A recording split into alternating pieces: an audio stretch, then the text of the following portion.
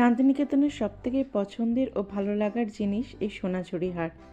সোনাঝুরি হাট পশ্চিমবঙ্গের বীরভূম জেলার শান্তিনিকেতনের সোনাঝুরি জঙ্গল ও খোয়াই নদীর তীরে প্রতি শনিবারে বিকালে বসা একটি হাট।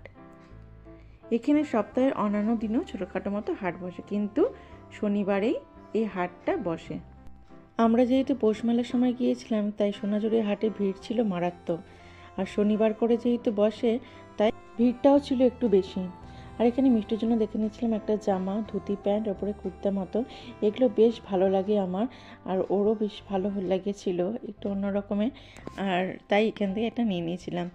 এরপরে দেখছিলাম হার আর কানের দুল, যেগুলো ছিল খুবই ইউনিক আর বেশ সুন্দর সুন্দর ছিল। কিন্তু হাতে তৈরি গয়না, পোশাক, মাটির শিল্প, বেতের কাজ সব কিছুই পাওয়া যায় এই হাটে। এখানে বাউল শিল্পীদের গান, সাঁওতালি নাচ এবং লোকসংস্কৃতির আসর বসে, যা পর্যটকদের আকৃষ্ট করে। 20 বছরেরও বেশি সময় ধরে চলে আসা এই হাট শান্তিনিকেতনের অন্যতম প্রধান পর্যটন আকর্ষণ হিসেবে এই হাট পর্যটকদের কাছে অত্যন্ত জনপ্রিয়।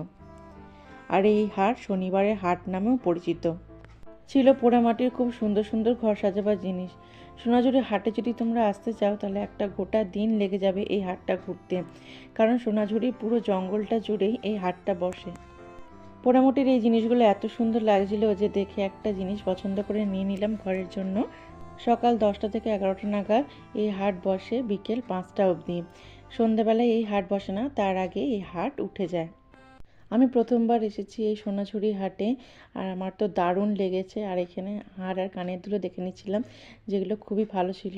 আর শাড়ির ম্যাচিংয়ে বেশ তোমরা কিনেও নিতে পারো। চলো, ভিডিওটাকে এখানেই রাখছি। দেখা হচ্ছে নতুন একটা ভিডিওতে খুব